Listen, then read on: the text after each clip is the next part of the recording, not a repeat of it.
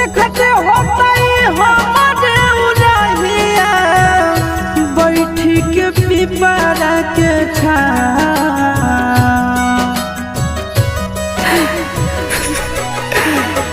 देखते होता हमारे उड़हिया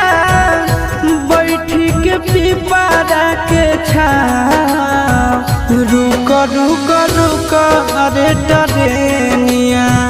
रुक रुक रुक रे टरेनिया ले ले चल जनुआ के गाँव रुक रुक रुक रे टरेनिया।